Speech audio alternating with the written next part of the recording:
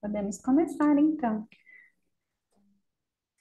Então, mais uma vez, boa noite, pessoal. Para quem eu não tinha cumprimentado ainda. Não sei se todos me conhecem, meu nome é Vitória, também sou uma das colaboradoras da Casa Fraterna. E hoje a gente vai falar um pouquinho sobre a Arinha dos Ciganos. Então, antes da gente começar, vou fazer a nossa prece, né?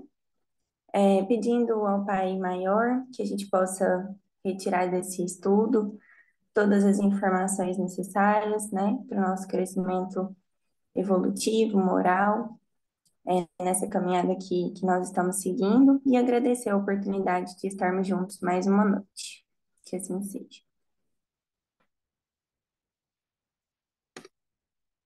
Pode ir passar.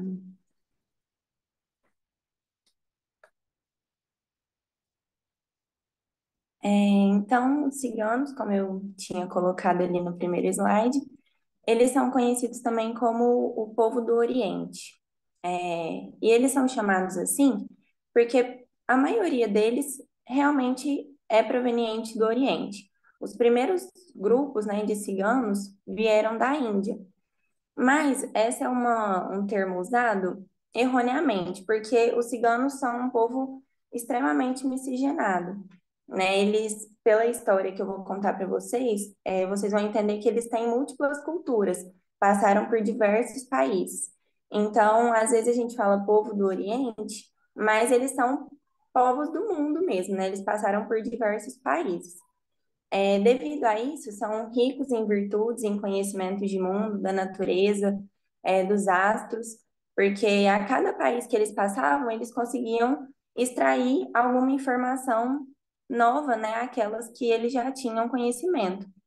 E por ser um povo muito ligado à natureza, eles realmente viam a natureza como a casa deles, então eles têm uma adoração muito grande à natureza. É, os, os, os estudos, né, que eu fiz mostram até que os mínimos detalhes, assim, que eles viam no dia a dia, o vento que batia nas árvores, até o magnetismo do fogo, era algo extremamente importante para esse povo. Pode passar, mãe, por favor. Mas os ciganos, apesar de a gente sempre ver eles assim muito felizes, muito alegres. Foram povos que passaram por muitas dificuldades, né? Eles viveram uma época de extrema imposição e eram vistos como zombeteiros, como foras da lei, justamente pelo fato deles não seguirem uma lei instituída nos países por onde eles passavam. Eles tinham as vontades próprias, claro que sem desrespeitar ninguém, porém eles achavam muito injusto o fato de alguns terem muito naquela época e outros terem tão pouco ou quase nada. Então, foi a partir dessas visualizações que eles tinham na época, né, de, dessa desigualdade entre os povos, que eles realmente eram vistos como fora da lei, como zombeteiros. E por isso, eles não ficavam em um lugar só, porque muitas vezes eles eram expulsos daqueles lugares. Eram na época até chamados como nômades, porque eles realmente tinham que sair com muita frequência dos países onde eles viviam. Na história, falam que o momento de maior desespero assim que eles viveram foi durante o Holocausto, né, onde foram perseguidos por Adolf Hitler e teve um massacre assim de vários povos ciganos, inclusive mulheres, crianças. Então, eles dizem que esse foi o momento assim mais desesperador que eles viveram. Mas mesmo assim, mesmo com tanta dificuldade, com esse massacre que eles vivenciaram, com toda a desigualdade vivida, eles nunca perderam a esperança, de conseguir reconquistar, né, tudo aquilo que eles perderam. A dignidade, as terras que eles tinham na época.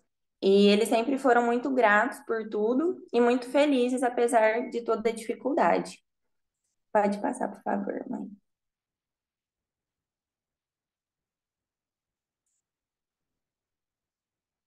Naquela época também, eles tiveram apoio de algumas pessoas que tinham poderes financeiros melhores e que ofereciam a eles algumas oferendas mesmo, né? Terras, tecidos, alimentos, para eles poderem começar a sua caminhada. Além da riqueza material, esses colaboradores ofereceram a eles acesso ao conhecimento espiritual.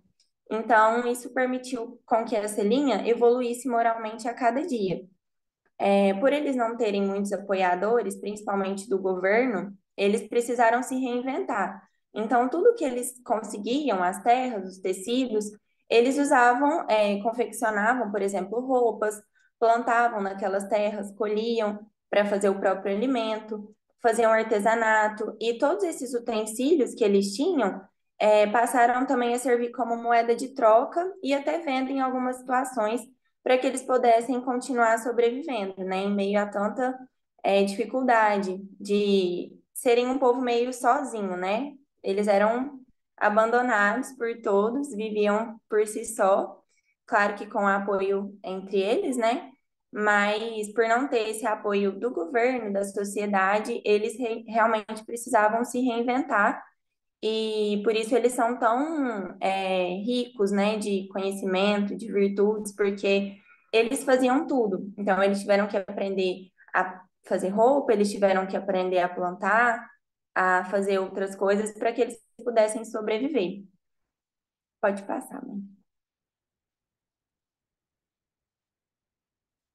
Cada grupo de povo cigano, né, tinha um mestre que dava o direcionamento para eles da caminhada, onde eles tinham que ir, o que eles iam fazer.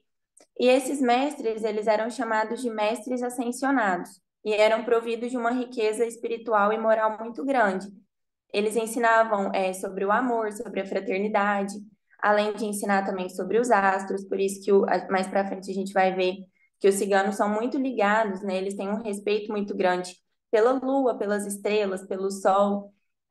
Então, é por esses fatos, né, por terem esses mestres que tinham um conhecimento maior do que eles conseguiam receber todas essas informações.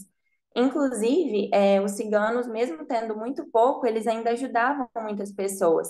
Então, às vezes, chegava uma pessoa que não pertencia ao grupo e eles ajudavam mesmo assim. Tem até uma frase que eu li num livro que eu usei para o estudo, que fala assim: quando a terra dá, somente a ela cabe o poder de tirar. Então, como eles tinham esse apreço muito grande pela terra, pela natureza, eles ajudavam a todos que chegavam ali próximos a ele, que chegava pedindo ajuda. É, mas mesmo sendo um povo muito espiritualizado, que buscava muito conhecimento, pelo catolicismo ser uma religião muito forte na época, eles não tinham conhecimento sobre os espíritos, né, sobre o plano espiritual. É, Mesmo assim, eles tinham uma crença de que seus ancestrais eram os guias que ajudavam eles na caminhada, que mostravam através dos astros e do universo aquilo que eles precisavam para aquele momento. Então, acho que eu, assim, pelo que eu entendi de tudo que eu estudei, eles não tinham tanto acesso, né, às informações, mas eram pessoas muito espiritualizadas e buscavam essa melhoria a cada dia, né? É que Pode falar. na realidade eles não eram restritos a uma fonte de informações, né? Na Índia, o povo da Índia já é muito espiritualizado, né? Já tem o costume de meditações, costumes muito mais ligados à espiritualidade do que os católicos da época, né? E por essas andanças perpassaram o período, por exemplo, da Inquisição, e eles eram pessoas que, por serem pagãos, sempre estavam no alvo de perseguições, né? Mas o entendimento deles de mundo e de espiritualidade era muito mais amplo do que para os católicos, para a sociedade, entre aspas, tida como normal, né? Porque eles eram marginalizados, sempre foram, né? E até os dias de hoje, quando se fala em cigano, a gente fala, meu Deus do céu, aquele povo que mora lá na beira da estrada, a gente geralmente não, não tem outra forma de encará-los, né? A gente geralmente julga já que são pessoas malandras e que não querem fazer nenhum esforço, que não são sérios, né? A gente trouxe isso esses conceitos vieram com o catolicismo quando ele chegou no Brasil. A gente já foi aprendendo isso, né? A gente incorporou isso ao nosso pensamento e é muito forte esse pensamento, né? Que os ciganos existem há muito mais tempo do que do que né, toda essa estrutura que nós temos hoje, por exemplo, social. Mas a gente já tem esse costume de dizer que eles não têm não gostam de trabalho, que são ladrões, né? A gente sempre teve esse conceito sobre eles, já é algo desde sempre, né? Fala, Silvinha. Oi, pessoal, boa noite. Pegando o gancho no que a Samantha comenta, infelizmente, né, o povo ocidental, nós aqui, pegamos essa estrutura preconceituosa e com uma visão completamente deturpada, né, da função dos ciganos. Ou eles eram vistos como preguiçosos, ou eles aquelas ciganas que liam as mãos e que elas iam enganar as pessoas, falando sobre o destino, sobre o futuro, e muitas vezes eles eram taxados como trambiqueiros, que iam tapear as pessoas, iam fazer trocas equivocadas. E é bom a gente poder elucidar isso aqui para a gente poder desmistificar, né, desconstruir essa visão preconceituosa que o Ocidente, a sociedade, a Igreja Católica, nas funções inquisidoras, trouxe para nós, né, para a gente poder ter de fato que o povo do Oriente são pessoas que estão ali, espíritos ascensionados, na expectativa de trazer o progresso para nós, né, quanto espíritos encarnados. Era só esse comentário. Quanto espíritos desencarnados, você quer dizer, né? Não, eu falo assim, o progresso Para nós. Entendi. para nós, encarnados, entendeu? Entendi. Obrigada. Pode passar, né? Então, como eu já estava falando, foi através desse contato com a natureza e a necessidade do autocuidado, né, que eles tiveram que desenvolver algumas magias, alguns rituais, utilizando os recursos que eles tinham, né, naturais. Por exemplo, quando as pessoas do grupo ficavam doentes, eram através de chás caseiros, né, utilizando ervas, que eles faziam o tratamento daquelas pessoas, das enfermidades, medicamentos tópicos, né, para a pele, por exemplo, quando tinha alguma dor. Então, tudo eles foram se reinventando, e se tornando essa linha tão magnífica que a gente conhece, não tão enriquecedora. E foi dessa forma que eles foram conquistando sua jornada e crescimento espiritual por onde eles passavam. Sempre com muita dança, muito canto, alegria, que, como eram pessoas que andavam pelo mundo inteiro, né? Eles foram pegando realmente essas virtudes que eles tinham, como o canto, a dança, para seguir essa caminhada de uma forma mais leve, tanto que são pessoas, né? Eram pessoas e agora espíritos extremamente desapegados. Então, quando eu for falar do passe, por exemplo, são espíritos que falam para a gente não ficar apegado às coisas materiais, para a gente realmente, quando algo não tá bom, a gente só deixar aí, porque eles têm realmente esse desapego muito enraizado com eles, né? Não sofriam muito pelas situações que eles viviam. E eu acho que isso é uma coisa muito importante, né, para o nosso crescimento, para a nossa evolução aqui na Terra, porque às vezes a gente se apega tanto a coisas pequenas e vai esquecendo do que é o principal, né? Então, é um povo que realmente mostra muita coisa necessária para a gente. Pode passar, mãe. Aqui eu trouxe só uma imagem do povo, então a gente percebe que eles sempre estão com feições muito alegres, sempre cantando, dançando, fazendo uma festa entre eles mesmo. Pode passar.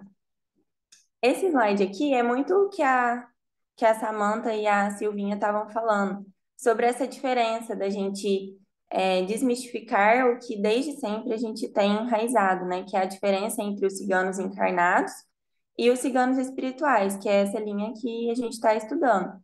Então, a gente tem que entender que os ciganos encarnados, eles têm as vivências deles, da trajetória kármica, né? As escolhas que eles fazem aqui no plano terreno.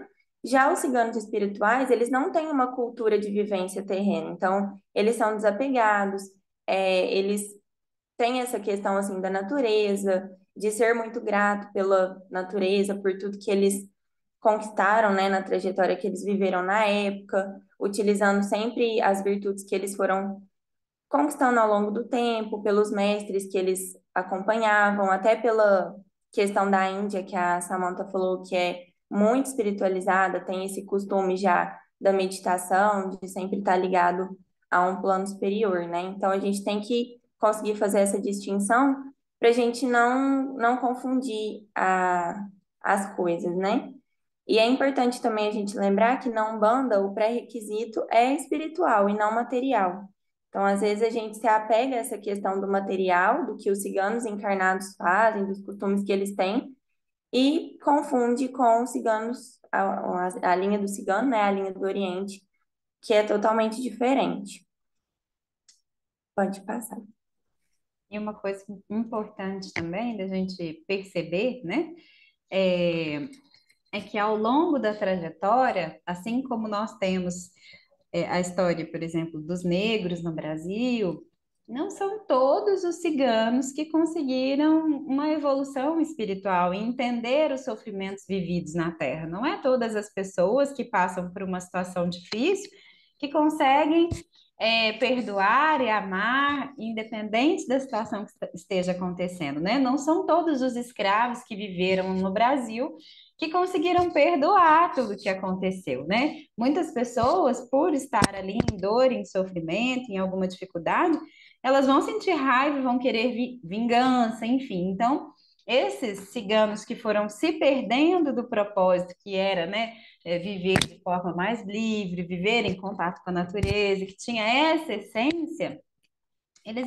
infelizmente foram reencarnando e continuam reencarnando na Terra, né, em outros contextos, outras situações.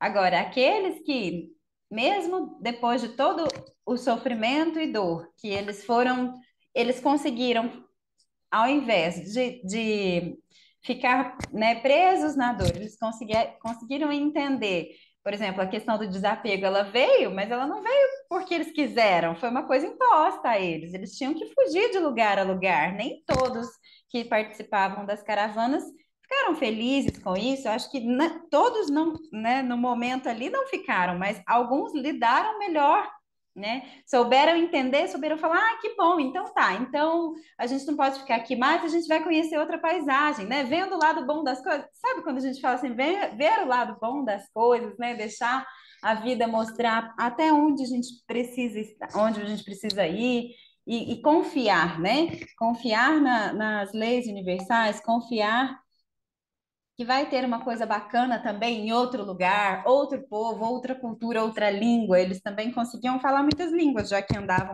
começaram a andar tanto, né, de tantos países e tudo mais. Então, assim, uns souberam aproveitar esses aprendizados de uma forma bacana, outros, infelizmente, não.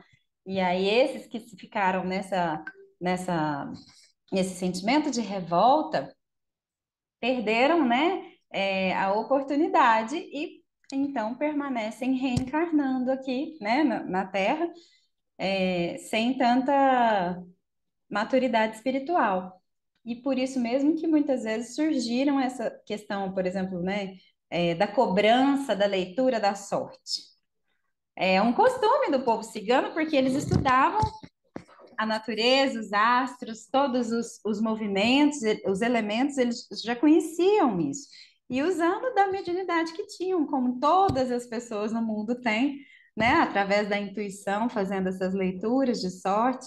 Mas antes eles faziam isso de forma gratuita, aberta.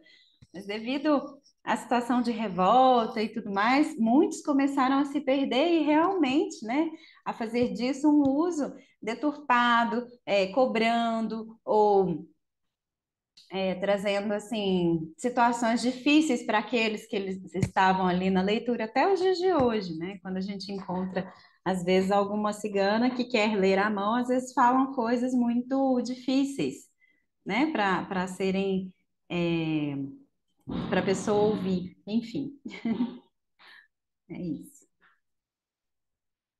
Antes de eu continuar, uma coisa também que eu vi durante o estudo que eu fiz é que nem todos os espíritos que trabalham na linha dos ciganos foram ciganos na época, né? Assim como os baianos. Nem todos os baianos moraram na Bahia, assim como os pretos velhos. Tem preto velho que não foi escravizado e tudo mais. Então, eu achei isso interessante, porque às vezes a gente acha que todo cigano, na época, foi também cigano, né? Todo o espírito e cigano foi cigano encarnado. E eu achei interessante que eu tinha eu confundia isso também. Mas seguindo, eu trouxe uma Vitória, curiosidade. eu só vou fazer um parêntese. Nós temos alguns minutos. Vamos fazer assim, a gente já encerra essa reunião. O pessoal que está aí entra no mesmo link, a gente retorna e aí você continua, pode ser? Então, pessoal, vou encerrar e vocês voltem no mesmo link, por favor.